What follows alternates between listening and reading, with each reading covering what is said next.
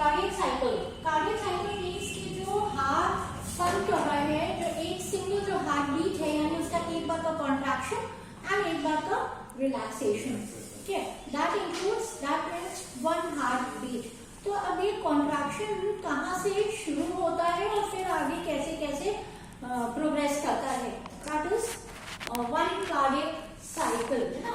तो एक जो कार्डियक इंपल्स है वो कहाँ से स्टार्ट होगी, तो ऐसे नोड से शुरू होती है। ऐसे node is in the right atrium, in the wall of the right atrium, ठीक है। ऐसे नोड का पूरा नाम है साइनो एट्रियल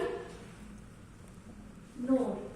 यहां से ये इंपल्स स्टार्ट होके और फिर आगे ट्रांसमिट होती है to the AV node. AV node का पूरा नाम है एट्रियो वेंट्रिक्युलर नोड।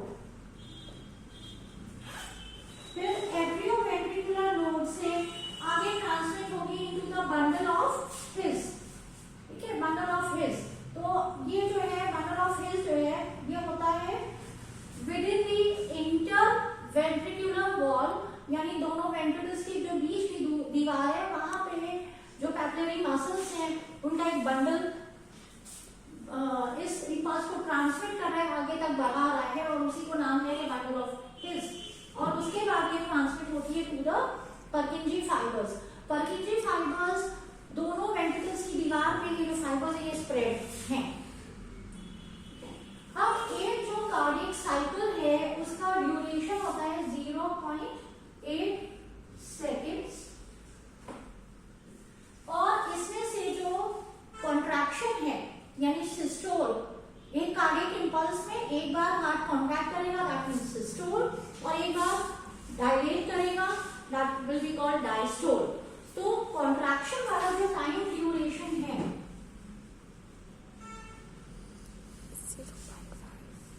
इसका जो टाइम ड्यूरेशन है दैट इज 0.3 सेकेंड्स और डायस्टोल का जो टाइम है 0.5।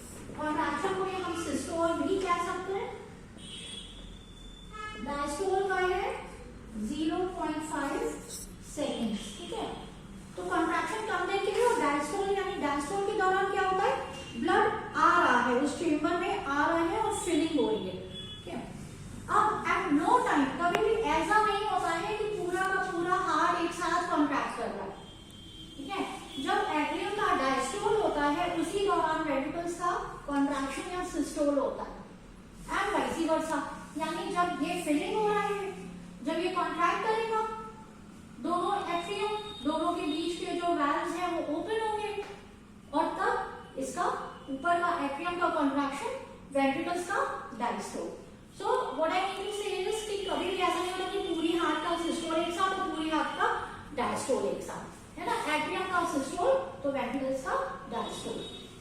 अब राइट वेंट्रिकल और लेफ्ट वेंट्रिकल एक साथ मतलब सेम अमाउंट ऑफ ब्लड आगे पंप कर रहे हैं, बट जो राइट वेंट्रिकल है वहां से ब्लड जा रहा है टू द लंग्स और जो लेफ्ट वेंट्रिकल है वहां से ब्लड जा रहा है टू द होल बॉडी। तो लेफ्ट वेंट्रिकल का contraction that is more strong, more powerful और इसी वजह से सबसे जो स्ट्रॉन्ग कॉन्ट्रैक्शन होता है, पावरफुल कॉन्ट्रैक्शन होता है वो लेफ्ट वेंट्रिकल का होता है। इसकी मसल्स भी सबसे ज्यादा थिक वॉल की है लेफ्ट वेंट्रिकल की दीवारें, ठीक है। अब एक चीज और यहाँ पे, अगर कभी ऐसे नोड फेल हो जाए, ये जनरेट नहीं कर पा रहा है, जो कॉन्ट्रैक्शन जो इंपल्स है वो यहाँ से शुरू नहीं हो पा रही है, तब क्या, तब एवी नोड कॉन्ट्रैक्शन को शुरू कर सकता है, इंपल्स को शुरू कर सकता है। एवी नोड भी अगर खराब हो जाए तो बंडल ऑफ हिज कॉन्ट्रैक्शन को स्टार्ट कर सकती है, बट अगर बंडल ऑफ हिज से भी ऑल्दो यहाँ से कॉन्ट्रैक्शन अगर स्टार्ट होगा तो वीक होगा and the patient will be facing certain problems, है ना। उसको ब्रेथलेसनेस होगी, सांस फूलेगी, काम करने की जो एनर्जी लेवल है कम होगी, तो he will be facing certain problems. फिर बंडल ऑफ हिज भी अगर बेकार हो जाए तो पर्किंजी फाइबर्स में इतनी शक्ति नहीं होती है कि वो कॉन्ट्रैक्शन को या हार्ट के इंपल्स को स्टार्ट कर दे, ठीक है। तो इस तरह से अगर ऐसे और एवी नोड फेल हो जाए देन व्हाट, तब फिर आपने सुना होगा पेस मेकर, है ना।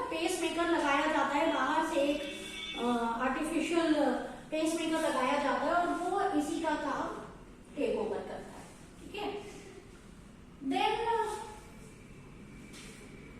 अब जैसा मैंने कहा था कि लेफ्ट वेंट्रिकल का जो कॉन्ट्रैक्शन है वो सबसे स्ट्रॉन्ग होता है, तो इसीलिए जो लेफ्ट वेंट्रिकल पे जो हम बीट सुन रहे हैं इस लोकेशन पे वो सबसे पावरफुल होती है और काफी लार्जर एरिया पे हमें अपनी चेस्ट वॉल पे सुनाई देती है। और लेफ्ट वेंट्रिकल की कॉन्ट्रैक्शन को हम क्या कहते हैं, उसको हम नाम देते हैं एपेक्स बीट, ठीक है। This is the contraction of the left ventricle which is more powerful and strong।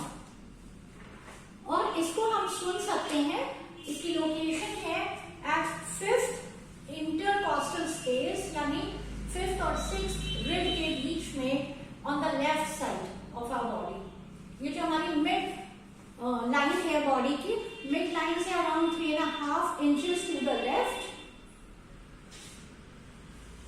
On the 5th intercostal space, और उससे भी काफी वाइडर एरिया तक एपेक्स बीट सुनाई देती है, लेकिन जो एग्जैक्ट लोकेशन है वो ये है। तो ये एपेक्स बीट क्या है, it is the contraction of the left ventricle. अब जब हम हार्ट बीट सुनते हैं तो हमें दो साउंड्स सुनाई देती हैं, एक होता है लब और एक होता है dub. Lub is the sound of the closure of mitral valve and tricuspid valve, ठीक है। फिर से रिपीट करते हैं, lub is the sound produced by closure of atrioventricular valve, यानी जो bicuspid valve and tricuspid valve. अब डब, DU जो सेकंड हार्ट साउंड है, तो dub is the sound produced by the closure of aortic valve and pulmonary valve, ठीक है।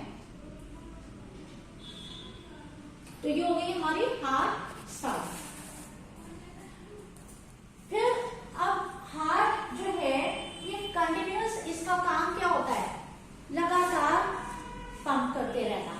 Heart का function शुरू हो जाता है in our body even before we are born, before birth, और पूरी उम्र चलता रहता है ना। तो हार्ट की जो मसल्स हैं they have a regular rhythmic contraction, है ना, निरंतर बिना रुके बिना थके चलती हैं ये।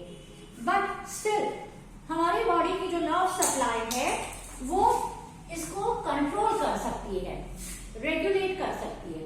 तो हमारे हार्ट को दो nerve supply, dual nerve supply जाती है,